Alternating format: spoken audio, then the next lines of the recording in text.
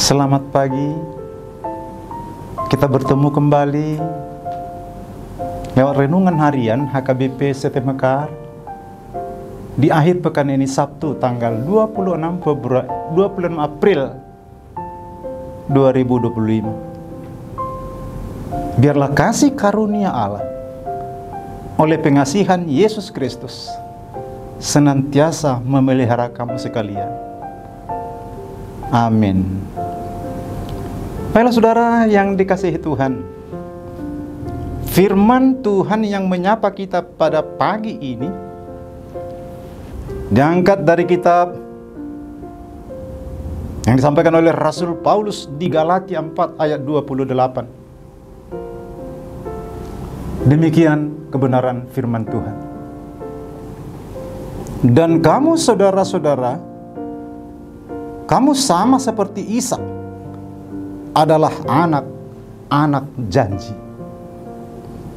Demikian sapaan firman bagi kita untuk pagi hari ini. Saudaraku yang diberkati Tuhan, kalau Rasul Paulus mengingatkan kita, sudah sebutkan tadi saudaraku, sebagai anak-anak janji, sebagaimana Ishak yang terlahir bagi keluarga Abraham, maksudnya adalah anak yang bukan dihasilkan dari cara manusia yang mencari dan menemukan arah hidup, tetapi Allah sendiri yang berinisiatif dari surgawi untuk memberi solusi atas permasalahan manusia. Bukankah ada tertulis bahwa Abraham mempunyai 2 anak, seorang dari perempuan yang menjadi hambanya dan seorang lagi dari perempuan yang merdeka? Tetapi anak dari perempuan yang menjadi hambanya itu diperanakkan menurut daging, dan anak dari perempuan yang merdeka itu yang disebutkan oleh karena janji Tuhan. Ketika kita boleh baca runut dalam kitab Kejadian 15 ayat 3. Lalu kata Abram, engkau tidak memberikan kepadaku keturunan, sehingga seorang hambaku nanti menjadi ahli warisku. Tetapi Tuhan berkata dalam ayat 4, orang ini tidak akan menjadi ahli warismu, anakmu sendiri yang akan menjadi ahli warismu. Abraham dan Sarah tidak percaya akan janji Tuhan. Mereka mengalami keraguan ketika mendengar janji Tuhan dan menyusun rencana di mana mereka akan menggunakan sumber daya mereka sendiri untuk membantu Tuhan dalam tanda kutip memenuhi janjinya. Lalu dalam kisah ini saudara, Hagar kepada Abraham, beberapa teolog menduga bahwa Sarah berpikir Tuhan itu dengan sengaja menghalang-halangi ia untuk mendapat keturunan. Maka dalam Kejadian 16 ayat 2, Sarah memberikan Hagar, hamba perempuannya, kepada Abraham agar dia dapat melahirkan seorang anak laki-laki untuknya. Berkatalah Sarah kepada Abram, engkau tahu Tuhan tidak memberi aku melahirkan anak. Karena itu, baiklah hampiri hambaku itu. Mungkin oleh dialah aku dapat memperoleh seorang anak. Dan Abram pun mendengarkan perkataan Sarah. Kalau kita telisik dalam Kejadian 16 ayat 4, Abram menghampiri Hagar, lalu mengandunglah perempuan itu. Ketika Hagar tahu bahwa ia mengandung, maka ia memandang rendah akan nyonya besarnya itu. Tetapi lihatlah saudaraku, apa yang terjadi di sini. Ketika mereka berusaha membantu Tuhan menepati janjinya. Dalam kisah ini, Sarah menderita kesakitan hati karena dihina oleh Hagar. Sementara Abraham berhenti mengandalkan kekuatan Tuhan untuk menggenapi firman-Nya, dan malah mengandalkan kekuatan dan kecerdikannya sendiri untuk mendapatkan seorang anak laki-laki. Tetapi anak seorang budak lahir menurut daging. Itulah cara manusia, saudaraku. Kisah ini menunjukkan bahwa kita sebagai manusia seringkali gagal. Tetapi Allah menunjukkan bahwa anugerahnya tidak akan pernah gagal dalam hidup kita. Anugerahnya tidak akan pernah gagal kepada umat pilihannya. Kemudian 14 tahun ke depan, dalam kitab Kejadian 17 ayat 16, Tuhan berkata kepada Abraham bahwa istrinya Sarah akan mempunyai seorang anak laki-laki. Nyatanya Abraham tersungkur dan tertawa, berkata kepada dirinya sendiri, apakah seorang anak akan dilahirkan dari seorang laki-laki yang berumur 100 tahun? Apakah Sarah yang berumur 90 tahun akan melahirkan seorang anak? Dan Abraham berkata kepada Tuhan, agar Ismail dapat hidup di hadapan. Tuhan berkata, tidak. Tapi dari Sarah, istrimu itu, dia akan melahirkan seorang anak laki-laki untukmu, bukan Ismail. Tetapi yang lahir ini akan dinamai Ishak. Aku akan menetapkan perjanjianku dengannya sebagai janji abadi untuk keturunannya setelah dia. Saudara yang diberkati Tuhan, kisah ini menunjukkan bahwa kita sebagai manusia seringkali gagal. Tetapi Allah menunjukkan bahwa anugerahnya tidak akan pernah gagal kepada umat pilihannya. Anugerahnya pun tidak akan pernah tergantung kekuatan iman kita. Anugerah Allah itu menjadi nyata ketika kita berhenti menggunakan cara kita sendiri. Pola manusia, yaitu manusia berdosa, berinisiatif mencari jalan keluar dengan hikmat yang telah mengalami kerusakan total.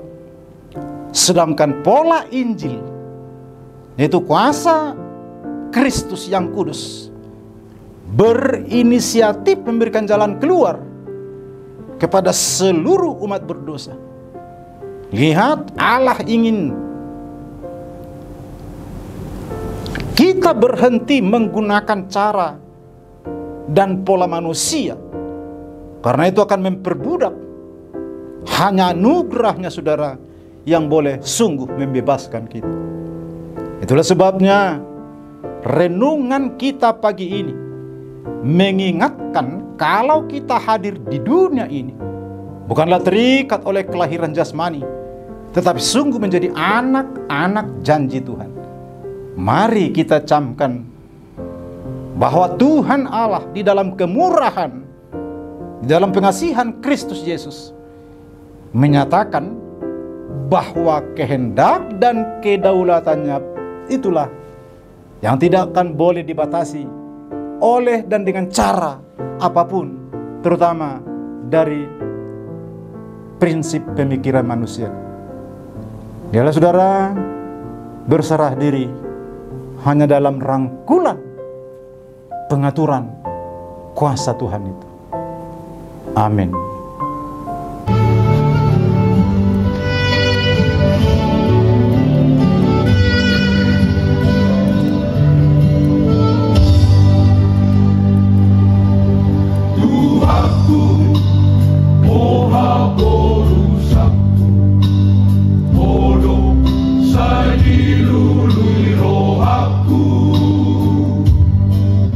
Dia berhamora, somos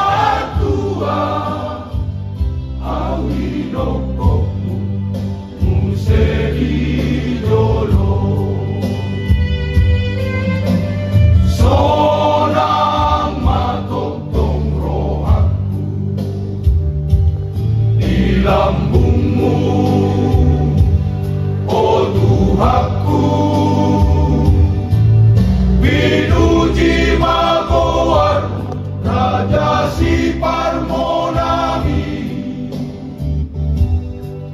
siyan sandok rohaku, pasangap mo tuhaku, asirohang ramo tiyaw doktor,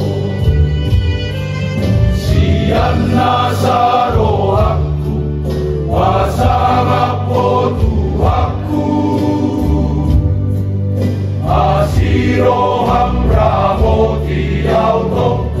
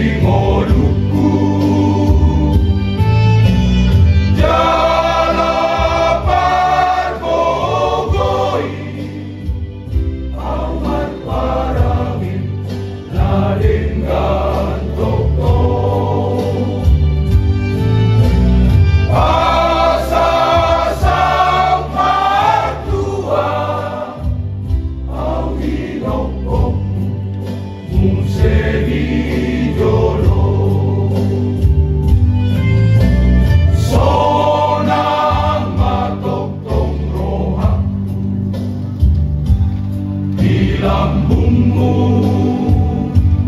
oh Tuhanku,